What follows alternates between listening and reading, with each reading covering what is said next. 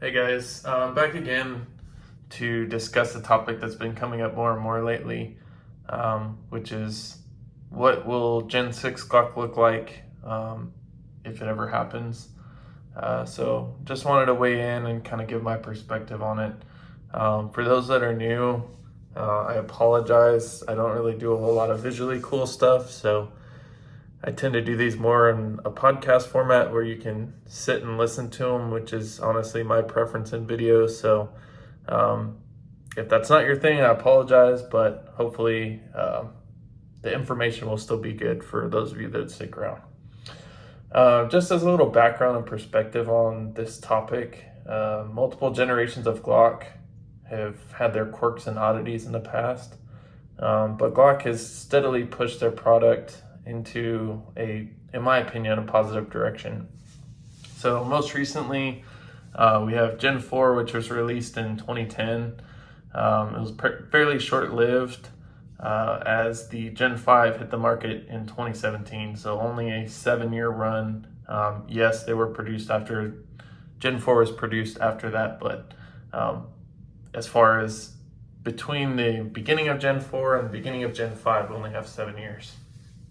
Personally, I entered the Glock game with the Gen 4s, and I felt the full force of their quirks. So I had 19 and a couple 17s that had issues with brass to the face. They came with a super crunchy and gross trigger out of the box. They had pins that tended to walk out while you shot them. And of course, the finger grooves, especially on the 19, just didn't always fit quite right. Despite those quirks, I really did grow to love Glock though. And Gen 4 was what got me hooked on what the brand offered. So just as there were 7 years between the release of Gen 4 and Gen 5, August of 2024 marked 7 years from the release of Gen 5. And I think people have, whether it's consciously or otherwise, gotten a little restless in the Glock world. More and more I keep seeing content speculating on what Gen 6 might have in store for us. I tend to call the gun world relentless consumers, and I thought it might be fun to join the discussion. I think the best way to go about this is to go in depth a bit on where Glock went right on the Gen 5 and then where there's room for improvement. So I'll start with the pros of the Gen 5. First and foremost, I'd like to say that the Gen 5 Glocks have been absolutely wonderful for me. I have thousands of rounds through them that are trouble-free, and I think they're the closest to perfection that Glock has reached thus far.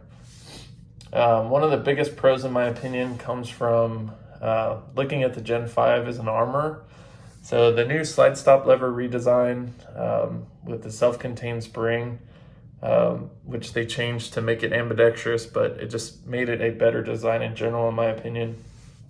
The ramped firing pin safety and the overall improved trigger, all were changed, if you will, while making disassembly and reassembly as far as detail stripping easier than it ever was, and also while being as reliable or more reliable than it ever was. And really, I do feel like that is saying something for a Glock. I think almost everybody's in agreement that the exclusion of the finger grooves on the Gen 5 was a step in the right direction as well. Personally, I didn't really mind them on the full size, but on the 19s, I was not a fan at all. So I appreciated that they did away with them for Gen 5. And I really haven't heard many people say that they don't like that. I also genuinely enjoy the silky smooth finish that the Gen 5s have on their slides, and until recently on their barrels. Recently, it seems like they've switched the barrel finishes back to a more Gen 4-esque finish, where it's a little less like polished smooth. The pros of that is it shows wear a little bit slower, but to me, it does feel a little bit less slick. Regardless, I really do like the exterior finish on the slide, and it seems to show wear maybe a little bit faster than the old style, older generation finishes. But even with lots of wear, it never seems like the finish changes surface quality or is compromised anyway, if that makes sense. Another check mark in the pros column that I'll credit to Gen 5 is the release of the Glock Performance Trigger, or I'll call it GPT. Yes, I know it can be fitted to older generations, but I still see it as a Gen 5 thing, as Gen 5 was king when the GPT was released, and it was intended initially for the Gen 5. The GPT is by no means perfect, but it does offer a factory trigger upgrade that's drop-in, it's reasonably priced, and it's something that's completely new. So as far as the Glock world goes, I thought that was a pretty huge deal. To summarize the pros, I think Glock did a fantastic job with the Gen 5, and I honestly don't see a whole lot of reason for the creation of a Gen 6. I think that a lot of the issues, or we could even call them perceived issues, stem from people just getting bored of the platform or expecting non-Glock things from a Glock. With that being said, I'll go into a few things that I think could be changed with Glocks. And I'll say as a preface to this that I think all of these changes would be perfectly acceptable as an alteration to or a continuation of the Gen 5. But I understand naming the changes a new generation would probably drive more sales and buzz for the company. So wouldn't be surprised if we do see a Gen 6 within the next few years, even if the changes are somewhat minor. But anyway, I'll hit on a few things that I would like to see personally from the factory going into the future. First, and in my opinion, most importantly, I'd like to see a vastly improved grip texture. The current texture has been with us since the dawn of the Gen 4, and it has been stomped on by the market competition. For me personally, the rough textured finish on the Gen 5 gets slippery very quickly when I get sweaty, which where I live is about 8 or 9 months out of the year for me. This texture also gets worn easily when riding around in a holster every day, like in a duty context. And what starts as a mediocre texture just tends to get worse with time. I'd really like to see a finish similar to like the M&P 2.0s, like what the staccato grip modules have, or BCM AR grips have kind of that same style of texturing where it's constant and pretty aggressive, and I think that would be a real improvement for the Glock platform. The next change for me would be an updated MOS. A lot of companies are knocking out of the park lately when it comes to being adaptable to multiple optic systems and mounting styles.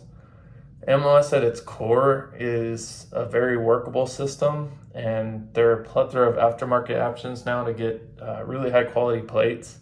It would just be nice to have a better option direct from the factory like a lot of other companies are doing.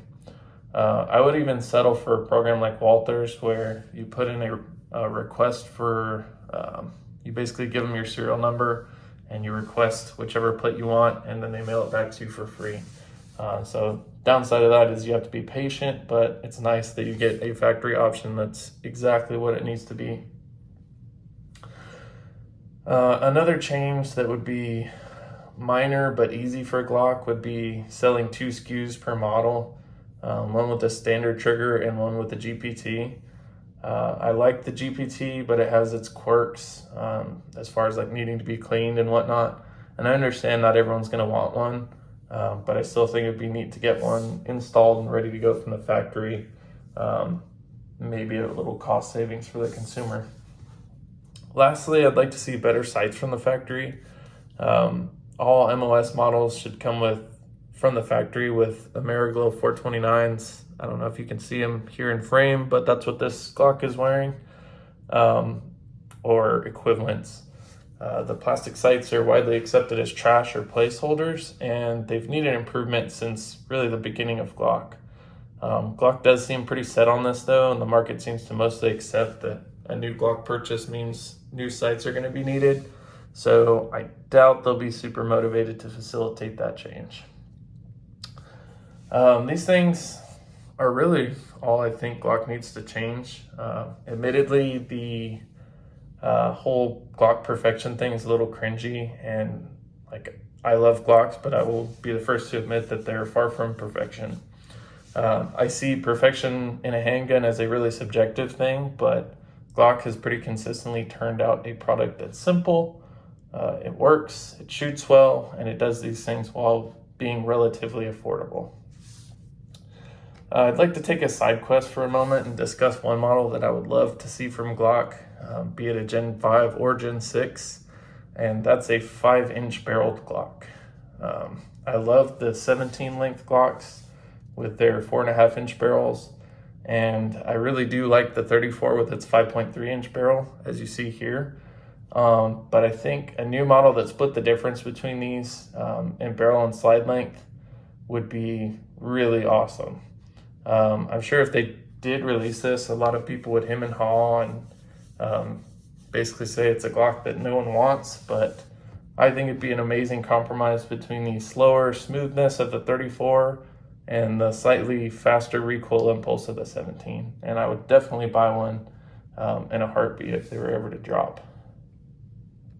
Anyway, getting back to the main point of this video, I really do look forward to seeing what the future holds for Glock, and I won't be mad if they continue with the Gen 5 for a bit, maybe update it some, or if we end up seeing a whole new Gen 6 here pretty soon.